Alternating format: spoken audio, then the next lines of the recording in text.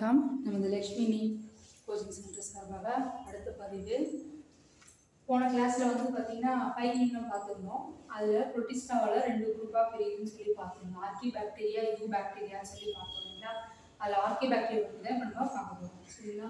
இப்போ RK bacteria, அதாவது bacteria வந்து பாக்டீரியாவுடைய ஸ்டார்டிங் முன்னர் தோன்றியது, ஃபர்ஸ்ட் ஆர்ஜின் ஆகுதுன்னு சொன்னால் ஆர்கி பாக்டீரியா, தொன்மையான பாக்டீரியா அப்படின்னு சொல்லுவோம். இது என்னன்னு பார்த்தீங்கன்னா ஸ்பெஷல் கைண்ட் ஆஃப் மொனீராவில் இருக்கக்கூடிய ஒரு சிறப்பு வகை சார்ந்தது. லைவ் இன் ஹார்ஷ் ஹேபிட், கடினமான பகுதிகளில் வாழக்கூடியது. சரிங்களா? இதை 3 டைப்ஸ் ஆஃப் டிவைட் பண்ணலாம். ஹாலோஃபிலிஸ், டெர்மோ அசிடோஃபிலிஸ், மெத்தனோஜன் அப்படின்னு 3 டைப்ஸாக டிவைட் பண்ணலாம். இப்போ இதில் பார்த்தீங்கன்னா ரெண்டுக்கும் காமன், அதாவது ஹாலோஃபிலிஸ் அப்படின்னா என்னன்னு சொல்லிடுறேன். எக்ஸ்ட்ரீம் சால்ட்டி ஏரியா அண்ட் சீல தான் பார்த்தீங்கன்னா மோஸ்ட்லி சால்ட் அதிகமாக இருக்கக்கூடியது. இதில் எக்ஸ்ட்ரீம் சால்ட், அதிகபட்சமான சால்ட் இருக்கக்கூடியது, அந்த ஏரியாவில் வளரக்கூடியதை தான் சொல்லுவோம். சரிங்களா? அதுதான் அதிக அந்த கிளைமேட்டிக் நேச்சருக்கு தகுந்த மாதிரி அந்த பாக்டீரியா லைவ் ஆகும். தென் இதே பார்த்தீங்கன்னா சீலையும் இருக்கும் இது. சரிங்களா? அது தெர்மோ அசிடோஃபிலிஸ் அப்படின்னா ஹாட் ஸ்ப்ரிங்ஸ் அப்படின்னு சொல்லுவோம்.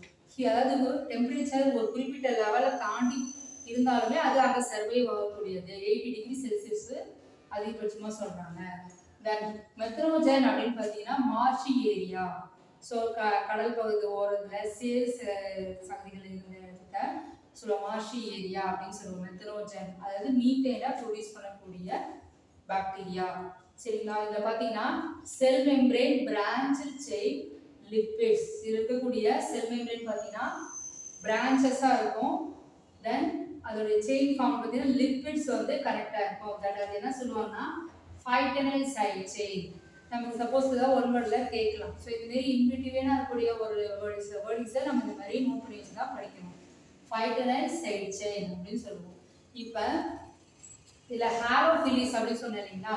இந்த ஹாலோஃபிலிஸ் அப்படிங்கிறது பார்த்தீங்கன்னா இது ஒரு எக்ஸ்ட்ரா பாயிண்ட் என்னன்னா, ஸ்ட்ராங் லைட், நல்ல ஹெவியான லைட் படும்போது, சன்லைட் படும்போது the halophilus develops pigmented membrane, that is a purple membrane அப்படின்னு சொல்லுவோம். லைட் அதிகமாக இருக்கும் பட்சத்தில் அந்த மெம்பரேனை சரௌண்ட் பண்ணி இந்த லேயர் வந்து கிரியேட் ஆகும். அதுக்கு பேர் என்ன? இந்த pigment is said to be called a bacteriorhodopsin அப்படின்னு சொல்லுவோம். சரிங்களா? சம்டைம் வந்து கேட்கலாம் அந்த பிக்மெண்ட்டுக்கு பேர் என்ன. லைட் அதோடைய நேச்சர் அதிகமாக இருக்கும்போது அதில் ஃபார்ம் ஆகக்கூடிய பிக்மெண்ட்டு பர்பிள் மெம்பரேன் சொல்கிறோம். இந்த பிக்மெண்ட்டுக்கு பேர் என்ன சொல்கிறோம்னா பாக்டீரியோரோடோப்சின் அப்படின்னு சொல்கிறோம். சரிங்களா? இதுக்கு எக்ஸாம்பிள் என்ன அப்படின்னு பார்த்தீங்கன்னா ஹாலோ பாக்டீரியம், ஹாலோ காக்டஸ். காக்டஸ்னாலே ஒரு தெரியும், ஷேப் வச்சு தெரியும், பாக்டீரியா சொல்லி சொல்லுவோம்.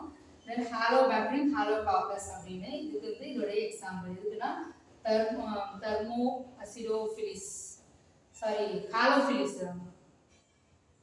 ஹாலோஃபிலிஸ் இருக்கு சொல்லுங்கள். ஹாலோஃபிலிஸ்க்கு இந்த எக்ஸாம்பிள்.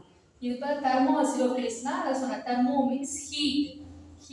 ஸோ ஹீட் அதிகமாக வெளிப்படுத்தக்கூடிய பாக்டீரியா இருந்து அந்த எவ்வளோ ஹீட்டாக இருந்தாலும் அது சர்வைவ் ஆகும். சரிங்களா? ஸோ தெர்மோ பிளாஸ்மா, இதுக்கு எக்ஸாம்பிள் பார்த்தீங்கன்னா thermo plasma, thermo proteus etcetera. எவ்வளோ இதில் வேறு என்ன கெமிக்கல்ஸ் நேச்சர் அப்படின்னு பார்த்தீங்கன்னா ஹைலி அசிடிக் நேச்சர், ஆசிட் அமிலத்தன்மை அதிகமாக இருக்கக்கூடிய என்ன சல்ஃபியூரிக் ஆசிட். இதை நோட் பண்ணி வச்சுக்கோங்க. தென் அனரோபிக் கண்டிஷன் பார்த்தீங்கன்னா ஏரோபிக்னா பிரசன்ஸ் ஆஃப் ஆக்சிஜன், அனரோபிக்னா ஆப்சன்ஸ் ஆஃப் ஆக்சிஜன். அப்போ அனரோபிக் கண்டிஷனில் சல்ஃபர் வந்து ரெடியூஸ்டு ஹைட்ரஜன் சல்ஃபைடு சொல்லுவோம். ஸோ ஓகேங்களா? தென் இதுக்கு வந்து தெர்மோ அசிடோஃபிலிஸ்ன்னு சொல்லுவோம். தென் அடுத்து பார்த்தீங்கன்னா மெத்தனோஜன் சொன்னேன். அதாவது மார்ஷி ஏரியாவில் இருக்கக்கூடியது, மீத்தேனை ப்ரொடியூஸ் பண்ணக்கூடிய பாக்டீரியா. சரிங்களா? இதில் வந்து பார்த்தீங்கன்னா carbon di oxide, methanol and formic acid into methane. So இதான் வந்து இதுலேருந்து ஃபார்ம் ஆகக்கூடிய கெமிக்கல்ஸு. ஸோ இது மீத்தேன் பாக்டீரியா அப்படின்னு சொல்லுவோம். சரிங்களா? ஸோ இதில் பார்த்தீங்கன்னா இந்த மீத்தேனில் வேறு எங்கே இந்த மீத்தேன் எஸ்பெஷலி எங்கே ப்ரெசென்ட் ஆகிருக்கும் அப்படின்னு பார்த்தீங்கன்னா present in guts of several ruminant animal. அதாவது ruminant animals சொல்லக்கூடியதுன்னா கவு, பஃபலோ. சரிங்களா? இதுலலாம் பார்த்தீங்கன்னா இது ப்ரொடியூஸ் மீத்தேன். அது எப்படி ஃபார்ம் ஆகும்னா கேஸ் ஃபார்ம்ல இருக்கும், biogas. So methane from dung. ஒன்று இந்த டங்கை வந்து ட்ரை இப்போ காய வச்சு அதுலேருந்து அதை பேர்ன் பண்ணும்போது ரிலீஸ் ஆகக்கூடிய கேஸ். ஸோ அதுதான் பயோகேஸ் ஃபார்ம் டங்க் அப்படின்னு சொல்லுவோம். தட் இஸ் இது வந்து கெமிக்கல்ஸ். எது கெமிக்கல்னா இந்த மீத்தேன்ங்கிறது கெமிக்கல். சார் கீமோ, அதனால இதை என்ன சொல்லுவோம்னா said to be chemo autotrophs அப்படின்னு இதை சொல்லலாம். எக்ஸாம்பிள் வந்து மெத்தனோகாக்கஸ் அது மெத்தனோபாக்டீரியம். இந்த பாக்டீரியா தான் இதுக்கு ஹெல்ப் பண்ணும். சரிங்களா? So then one more point என்ன அப்படின்னு பார்த்தீங்கன்னா, இப்போ நார்மல் பாக்டீரியாவுக்கும் ஆர்கி பாக்டீரியாவுக்கும் செல் வாலோட டிஃப்ரெண்ட் கேரக்டர், ஒரே ஒரு கேரக்டர் மட்டும் டிஃபர் ஆகுது. என்னன்னா சர்வைவல் எக்ஸ்ட்ரீம் கண்டிஷன். நார்மல் பாக்டீரியாவா இருந்தா அது அந்த அளவுக்கு இருக்காது. சரிங்களா? இது வந்து அந்த ரெண்டுக்கும் உள்ள டிஃபரெண்ட் சொல்றாங்க. நார்மல் பாக்டீரியாவுக்கும் ஆர்கி பாக்டீரியாவுக்கும் டிஃபரெண்ட் என்னன்னா, அது எக்ஸ்ட்ரீம் கண்டிஷனா இருந்தாலும் சர்வைவ் ஆகும். ஆனா நார்மல் பாக்டீரியா அப்படி கிடையாது. சரிங்களா? அதனால தனி குரூப்பாவே இதுல வந்து பாயிண்ட்ஸ் சொல்லியிருக்காங்க. சரிங்களா? ஸோ இந்த பாயிண்ட்ஸை நோட் பண்ணிக்கோங்க. இதுக்கப்புறம் வந்து யூ பாக்டீரியா இருக்குது. ஸோ அது ரிலேட்டடாக வரக்கூடிய பாயிண்ட்ஸ் என்ன எக்ஸாம்பிள்ஸ்ங்கிறத நெக்ஸ்ட் கிளாஸ்ல பார்க்கலாம். Thank you students. தேங்க்யூ.